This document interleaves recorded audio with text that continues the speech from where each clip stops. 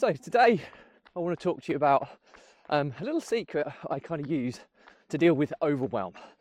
So if you're someone who just feels always busy, always frantically overwhelmed with the busyness of life, keep on watching, keep on listening.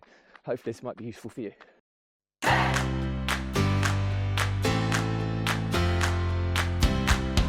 Welcome back to consecutive day 1720 of a diary of a runpreneur.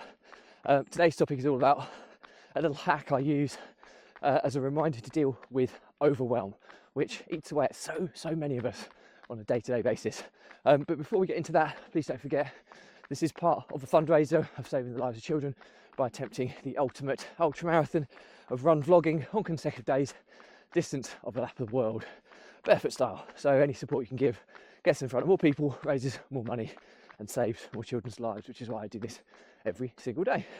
So back to the topic at hand, dealing with overwhelm. It's one of the biggest stresses in life is overwhelm. It's when we have too much to do and not enough time to do it in. Well, there's a law called Parkinson's law, and basically, in a nutshell, it means that however much time you have, the more you'll feel it. So it's almost like a continuous cycle of overwhelm that we find ourselves in. And I think the key to managing it is understanding and changing your expectations. I always go back to the same premise that if when we struggle with things, quite often in life, it can be down to a lack of understanding or a lack of clarity around a situation. And like I say, when you actually understand Parkinson's law, and that no matter how much time or space you have, you will fill it with things. So it always makes you feel completely busy. Apologies if I've got the actual definition not entirely right, but you can kind of understand where I'm going with it. With regards to this law. But anyway, the point I'm making is when you understand that no matter how much time you have, you're going to fill it with all kinds of things on an ongoing basis, you start realizing that in actual fact overwhelm is kind of self-created, so to speak, because we're constantly choosing to fill our time with things which overwhelm us.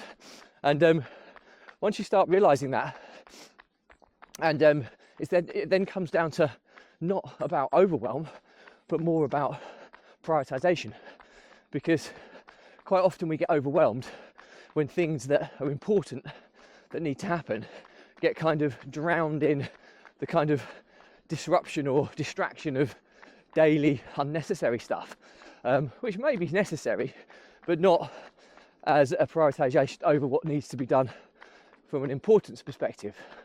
And I think that's key, because I spoke a lot about this earlier in the year about journaling, this journaling being a new habit that I'm integrating into this year. And I've been using it, and I have to confess there's elements of journaling that I found to be more kind of a hindrance than a benefit. But I'm persevering with it because I have this kind of framework for how I journal, so it doesn't take long at all to do, providing I keep on top of it. But one of the key elements of it is I do 3 bullet points in the morning and 4 bullet points in the evening. Okay, and the first, without going into too much detail on that because I'll do it in a different episode, but one of the first 3 bullet points for the day is your objective. What's the key objective of today? If you're only going to get 1 or 2, possibly 3 things done as a maximum, what would they be? And just by writing that down first thing in the morning, you've instantly given yourself some kind of prioritization for how your day is going to pan out. Really, really important. The second part of this is that one of the last 4 bullet points that I use in the evening before I go to bed is what do I plan to do tomorrow? And again, you can put a few more things down for this one, but the one in the morning is what is your main objective that you would like to complete today. And I never go above 3 things on that list. And invariably, there are usually several things that I want to get accomplished from the plan from yesterday's evening, but it just knits it together, knits the days together, and keeps prioritization at the forefront of your mind.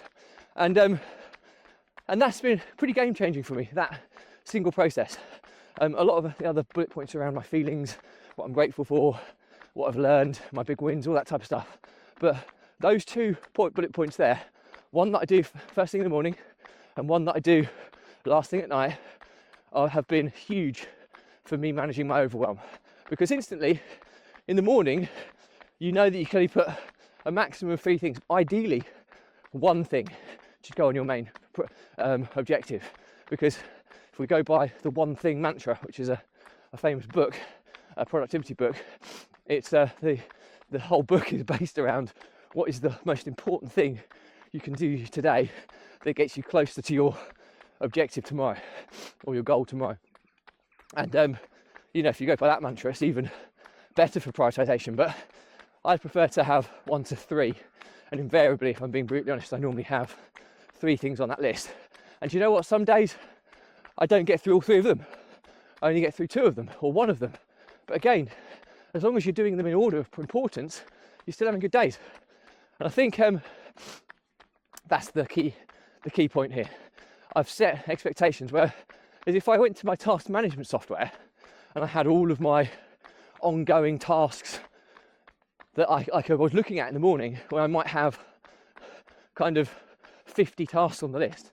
Now, invariably, when I'm scheduling work and doing things, quite often with task management, if you're anything like me, you find yourself kicking things down the can a little bit, stuff that's not urgent, you're not going to get it done today, you amend the due date, and it feels productive, but it's not really in the grand scheme of things. Whereas this little kind of hacked process I have, just by identifying the 1 to 3 things I need to do today based on what I've planned to do tomorrow, and then using my task management facilities in and around that is a huge game changer for me. So learnings from my diary today. Overwhelm. It's normal for us all. We all have busy lives. It's all relative. I think what it comes down to dealing with overwhelm is understanding it better. And I think once you understand Parkinson's law, that basically no matter how much time or space you have, you will fill it with all sorts of irrelevant, pointless distractions, some important, some not so important. And that's kind of what creates overwhelm. If we don't manage or understand this whole process and don't find a way to prioritize the important things from all the distractions, that's where overwhelm becomes a major issue. So the key thing is set realistic expectations. You know that no matter how much time you have, you're going to be busy with something or maybe very little, but it's going to fill your time, whatever that may be. The key thing is to identifying, ideally the day before and in the morning of the day, what are the most important things you need to complete during that day to make it a good day. And only you know what your prioritization mechanisms is, but you should be able to make a judgment on that. Once you have that protocol in place and that's firmly fixated in your mind, even if you only get through 1 or 2 things for that day, but they are the most important things, then it's going to be a productive, positive day and you're not going to feel overwhelmed.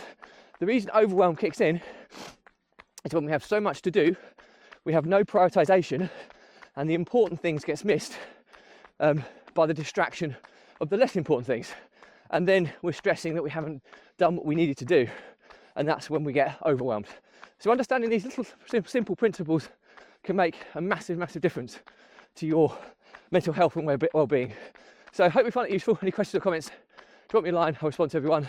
Do remember though, if you believe in my mission of saving the lives of children by attempting the ultimate ultra marathon of run vlogging on consecutive days, a distance of a lap of the world, barefoot style, do give this a subscribe, share, like and comment. More people we get in front of, more money we raise, and more children's lives we save, which is why I do this every single day. Thank you as always. Stay positive, stay happy, and I'll see you again tomorrow.